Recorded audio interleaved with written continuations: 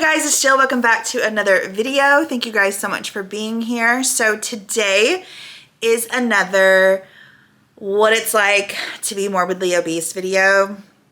And we are going to touch on other things that I did not touch on in the last video. If you guys didn't see that last video, I will link it down below.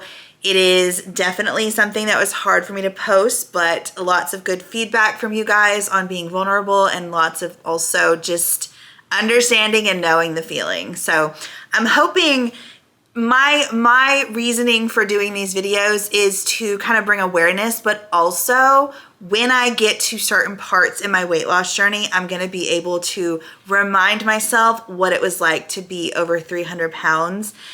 And, you know, when the journey is so long, sometimes I'm going to need those reminders. So I cannot wait to go back and react to these videos. That's going to be a lot of fun. But for now, we are still over 300 pounds. So let's go ahead and get into the video. What it's like to be morbidly obese, part 2. You guys remember in the first video, if you haven't watched that, I will link it down below. I talked about these stools. And I also talked about just fear around chairs and breaking them. Yeah, I was just sitting here eating lunch and I just broke my stool. I don't know the damage yet because, I don't know, maybe it was just a screw that came loose. My leg was on it. Just my foot actually. So let's survey it together. But this right here, I also want to talk because it's fresh in my mind. My daughter is cheerleader for a basketball team, for her school basketball team. And the bleachers, as a morbidly obese person, oh my gosh, they are so uncomfortable. But not only that, I had to rush yesterday to get there, to get a bottom row bleacher because I can't go stepping up those bleachers. Imagine the impact that's on my knee as I come from that top bleacher to the floor. No.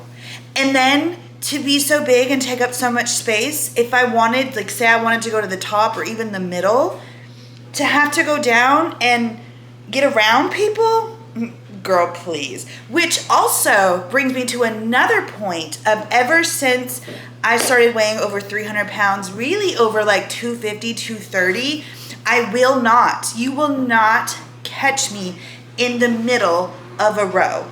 It makes me feel claustrophobic. It makes me feel like, what am I gonna do if I have to get up and leave and go to the bathroom? Sometimes I get panic attacks. What if I get a panic attack and I have to run? Then I have to go, excuse me, to all these people and I take up so much space. I don't want my butt in their face.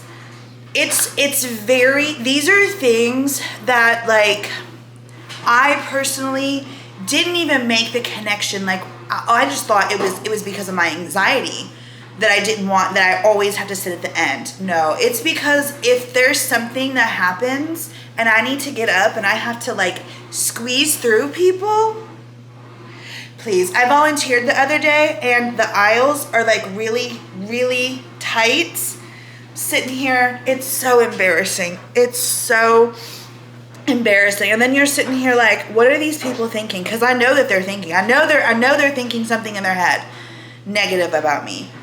Because the other day I went to church, my son had to go hold me a seat because I was like, I have to be at the end of the row.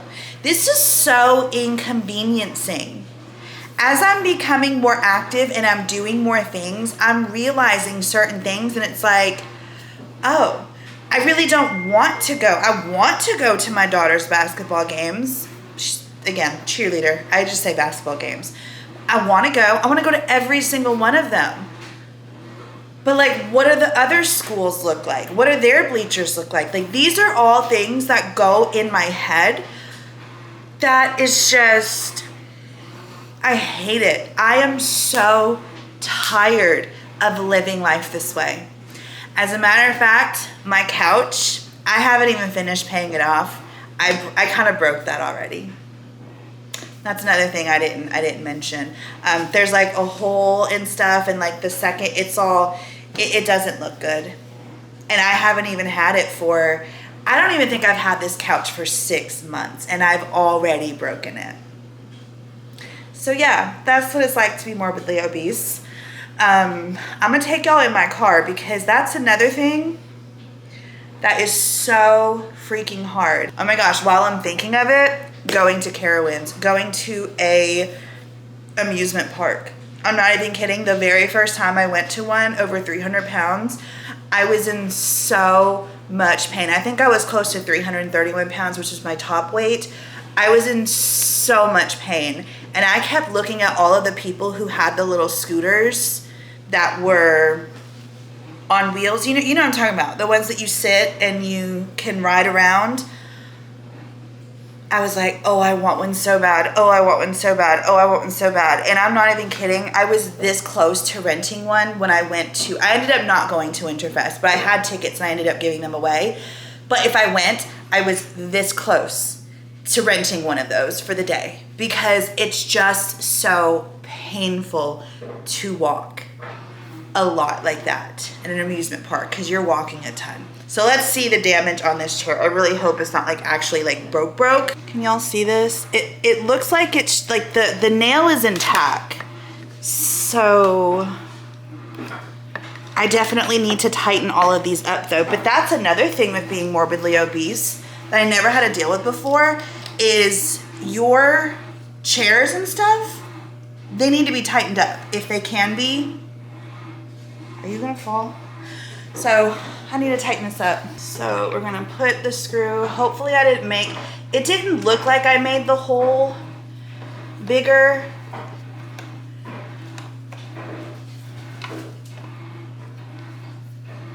The wood is a little cracked. Not bad though.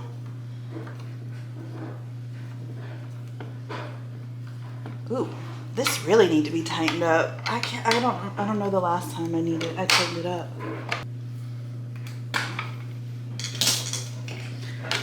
Hallelujah. I did not actually break the chair, but that was, wow. Okay, so first I want to talk about this. My seat is as far back as it can go, okay? And it's not because I'm tall, I'm literally 5'4". It's because of the fact that my stomach is like, I'm just so close to this wheel.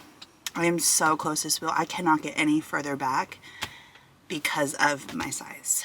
So it is not the most comfortable to drive this car, honestly. So you can see when I get in, do you see how close I am to the wheel?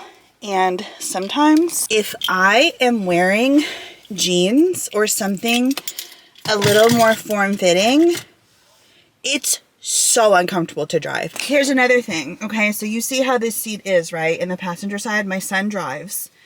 And you see how much room there is from here to here, right? When my son drives, I obviously sit here. My daughter physically cannot sit here.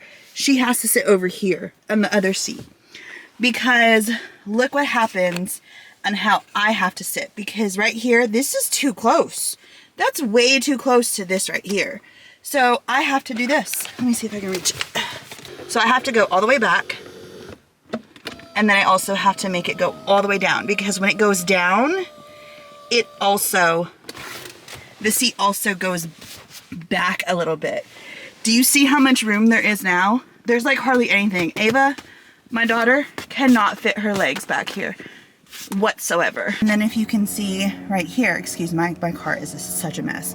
But if you see right here, I have to have my seat all the way back. So when I'm driving, my daughter cannot sit behind me because she literally has no room. Like, let me put this seat back up to where Control has it whenever I drive. Look at how far back I gotta go. I don't think he puts it that much. And then he puts it up. So when you see it going up, it kind of goes up this way, giving the person in the back seat more room. So then you come here. Do you see how much room she has for her feet versus right there? I mean, can she sit behind me? Yes. Is it comfortable if it's a long ride? Absolutely not. Another thing about being morbidly obese is what I just did and what I just showed you has me out of breath. I am constantly out of breath doing these smallest little things. Literally, like, I will have videos where I'm recording and I'm walking and I'm like, I'm barely even walking at any kind of like intense pace, but I'm out of breath. Another thing, being in a car, and this is pretty much every single car, it doesn't happen in the driver's seat. But when I sit in that passenger seat, if I go like this, or if I go to bend down to get something, which, girl, oh my gosh, that's dang near impossible.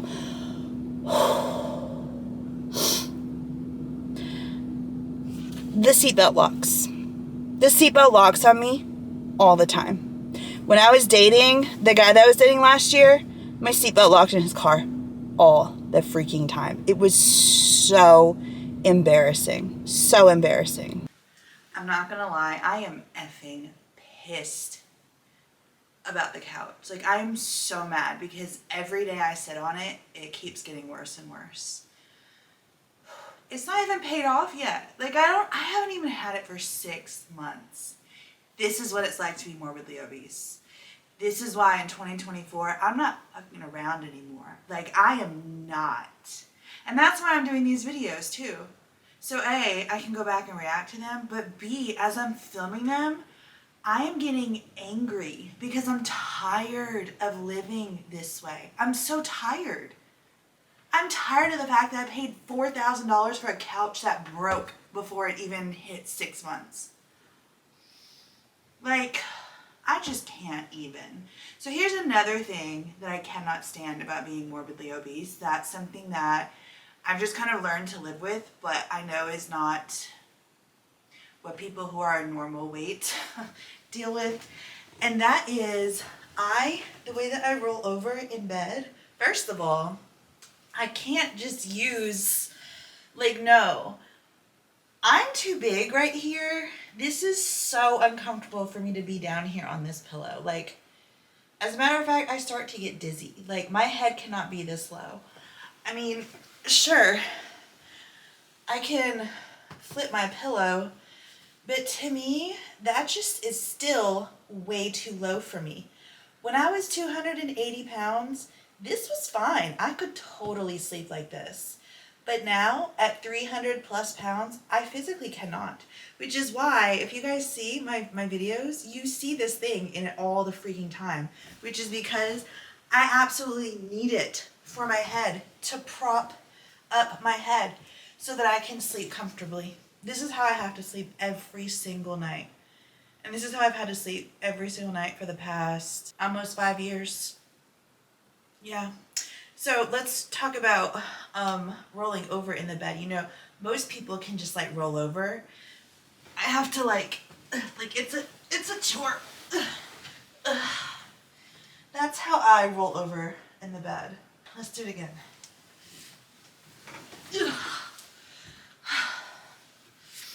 Yep, that's how I roll over. And, you know, like, I can't just like, you know, like, get up. Like, no, that doesn't work for me. Like, I actually, like, have to, like, do this to, like, get up. I'm, like, using my, what's this thing over here?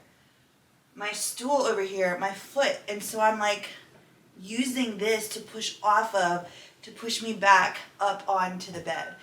Matter of fact, when I first got this bed and this mattress, I was 331 pounds, and I remember telling my mom, like, I can't sit on my bed. And she was like, what do you mean you can't sit on your bed? And I was like, I don't know. Like, I could not sit like I'm sitting right now on my bed. It was just my stomach and my legs, and everything was just so large. I physically could not sit on my bed.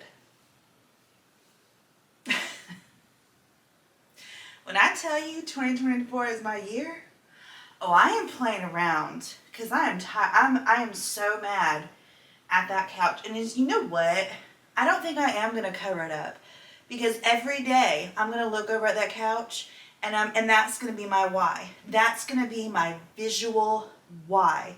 I have to do this.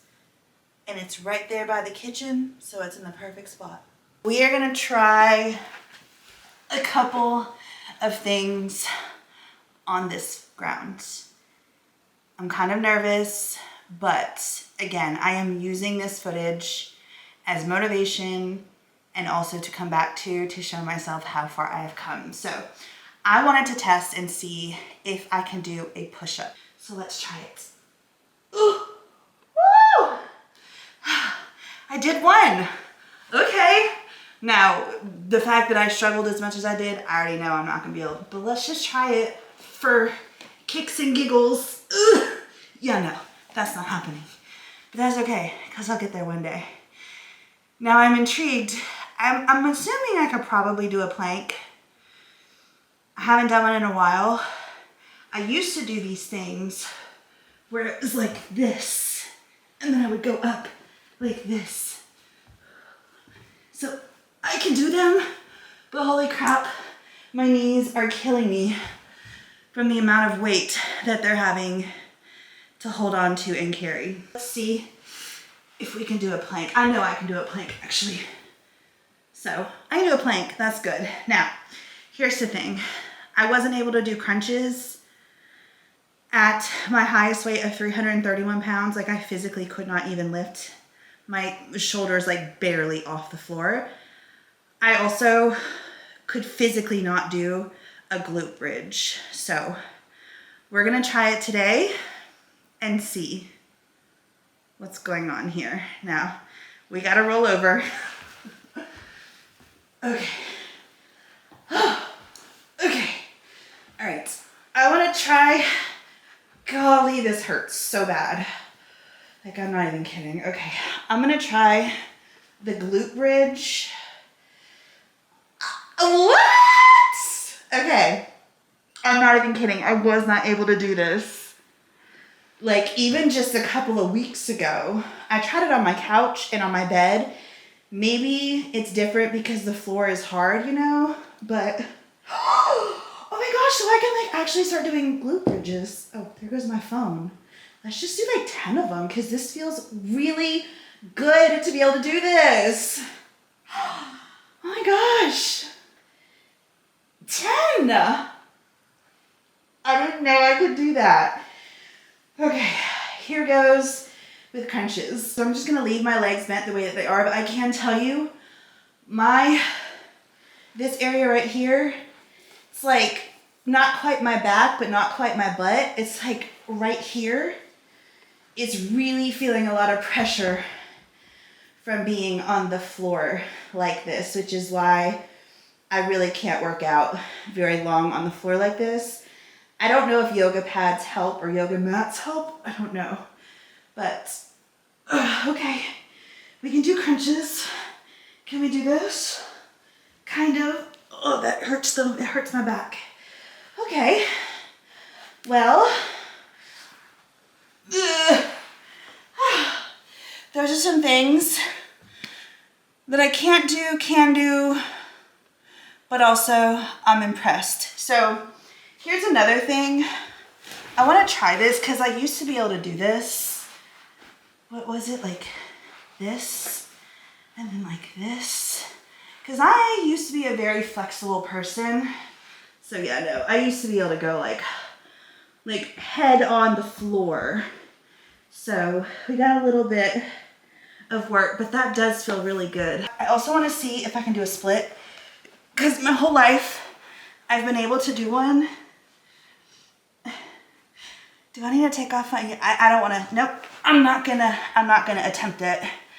But those are things that when I come back to react, I want to see if I can do, well, I know I'll be able to do. So Jill, just keep working.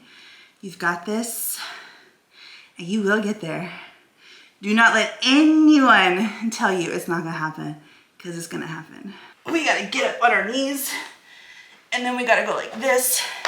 Then we gotta use the knee and the floor to push up that's how we get up off the floor. And that's why we do not like to get on the floor. So there's this phone that I have, right? And a lot of times I'll just like stick it up underneath my phone. I mean, my stomach.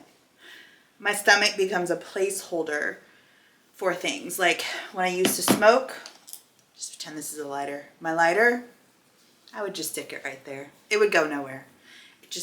It's a little pocket for things.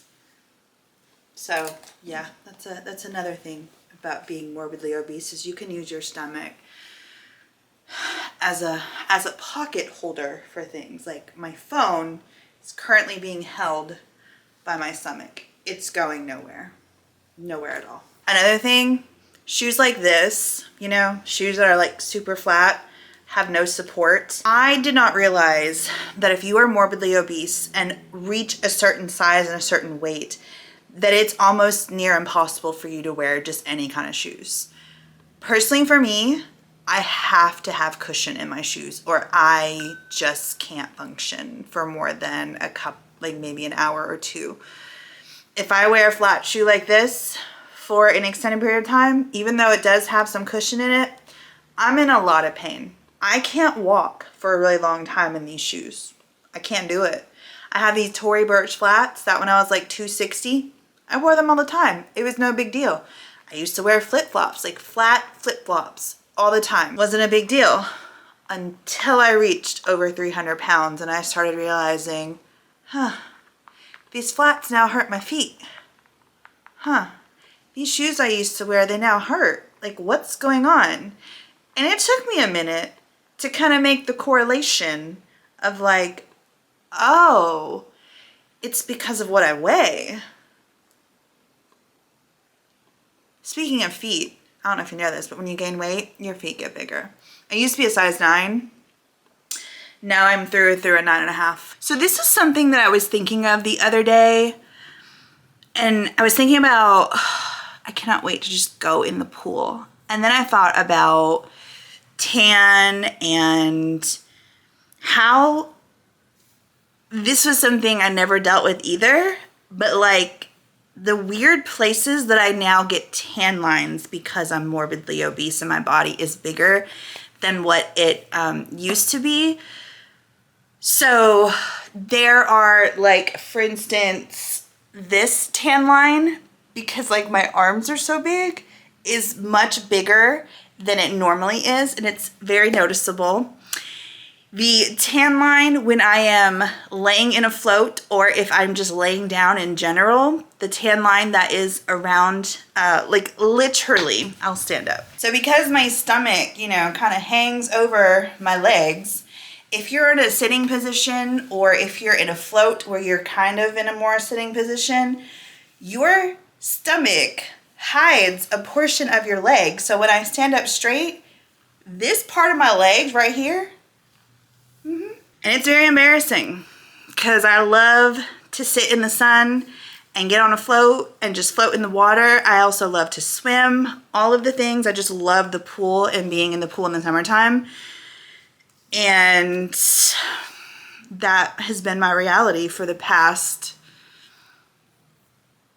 I don't know how many summers, since 2019 basically. There are some other tan lines that I can't think of right now that I remember observing last year going, like I don't like this and I don't like this, and it has nothing to do with any of the bathing suits. It's just the way that my body is and the folds and all that stuff. It's just like, oh wow, okay. But since I'm not out there in the pool in the sun, and I'm not like out in the sun and my skin's not tanning, I have no idea what those other ones are, but those are the ones that are very much so, because I was thinking the other day, I said, oh, I just want to be on a pool. I just want to be on a float in the pool, just soaking up the sun.